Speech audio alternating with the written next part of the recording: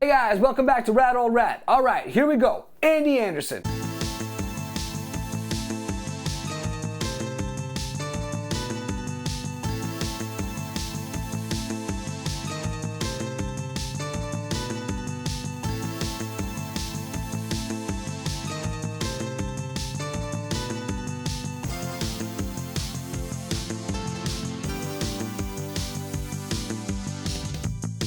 Alright, so it's 2017, I'm sitting behind the counter of a skate park that I used to run here in BC. In walks this kid who proceeds to completely destroy the entire park, doing every variation of every trick I've ever seen, catching massive airs, and grinds longer than my lunch break. He's then introduced to me by our mutual friend, pro freestyle skateboarder Ryan Brentelson. That kid is the now world-renowned legendary skateboarder Andy Anderson. I know there's a lot of controversy surrounding Andy, people either love him or hate him. Personally, I think he's one of the raddest people alive on or off a board. Positive, determined, passionate, and creative. That's Andy. I remember hanging out after a session once, we were just kind of talking and he had a few companies after him. I'm not saying I had anything to do with it at all because I'm positive I didn't, but I remember looking him dead in the eye going, dude, you belong on Powell Peralta. Fast forward 7 years and here we are. While on Powell, Andy's worked closely with George and brought us some amazing developments in skateboarding technology. Not only with the board I'm going to set up today, but with the Nano Cubics, an asymmetrical wheel designed to help improve grinds, wall rides, slappies, and a number of freestyle tricks. Andy's performed brilliantly in a number of competitions, including the 2020 Olympics where he finished in the top 20, with a torn meniscus by the way. Possibly infamous for wearing a helmet, he's also started his own helmet company called Mind Control. And if you haven't seen his creative wisdom part yet, definitely go check it out. It completely blew my mind. Alright, just to recap, in one man we have 3 revolutionary board designs, a new wheel, Olympic athlete, entrepreneur, inventor of tricks, spreader of positivity, the list just goes on. With everything Andy's given us just in the beginning of his career, it's anyone's guess what he's going to deliver next. Not many people get to be a legend in their own time. As for me, I'm still working on a heel flip after 20 years, so if anyone's going to inspire me to get there, it's Andy. Alright, with that out of the way, let's get into the specs of this board. We're looking at just over 32 inches in length, and at its widest, it's an 8.7, probably the smallest shape I've ever been on. This board is perfectly symmetrical with the twin tip nose and tail, and pulling it all together is a wheelbase of just over 14 inches. The whole board is made up of curves, which helps prevent chipping when it's thrown to the ground, and is finished nicely with this beautiful mirrored image by VCJ. Alright, so all that's left is to grip this baby up and get creative in them streets. Let's go!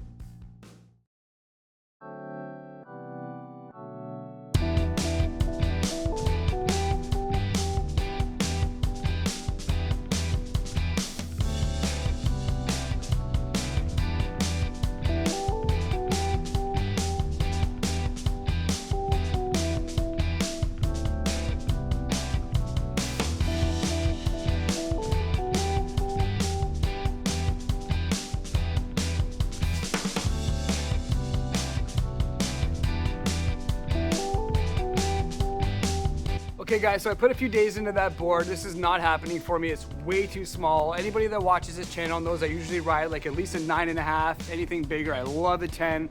So I'm afraid I'm giving up on this one already. I'm not giving up entirely though. I'm gonna head back to the shop. Shut the fuck up!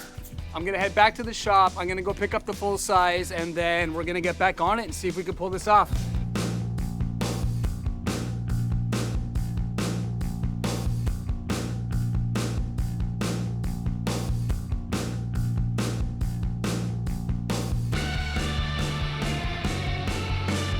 right, we did it, guys. I picked one up, gonna head back home, grip it up, gonna get back out there. Let's get this heel flip.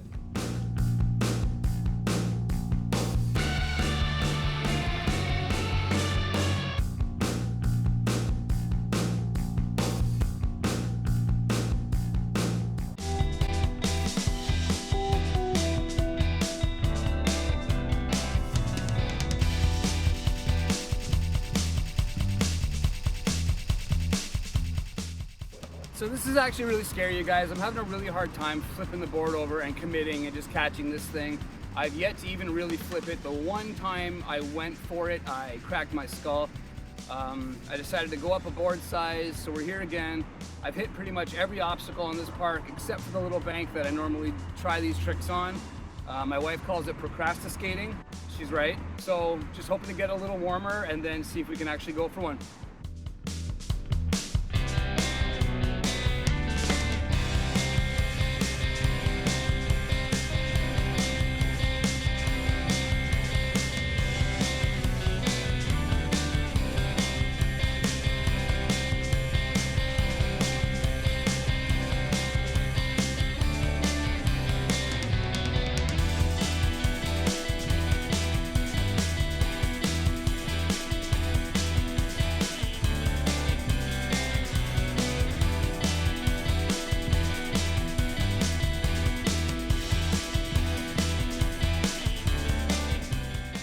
Let's go.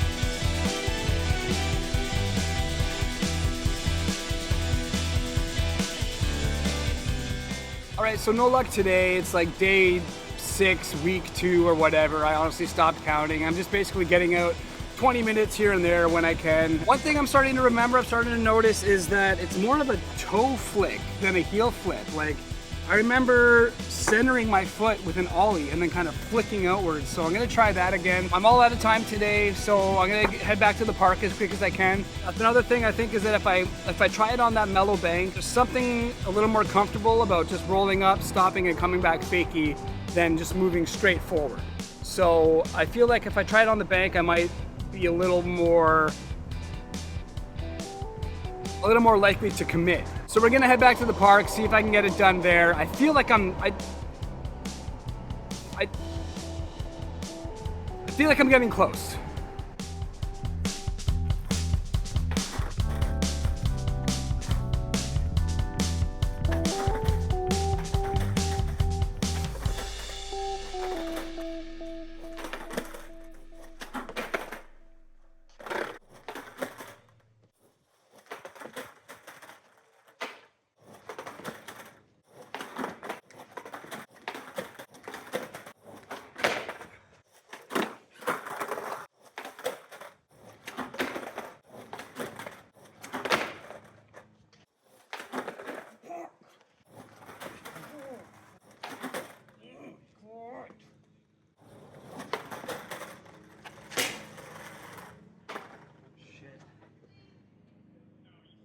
Well, that's what I get.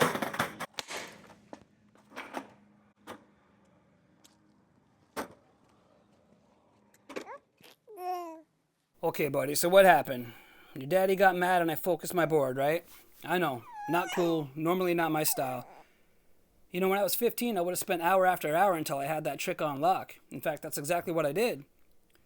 But I guess at some point, I just have to face the facts that it's not going to be like what it was back then.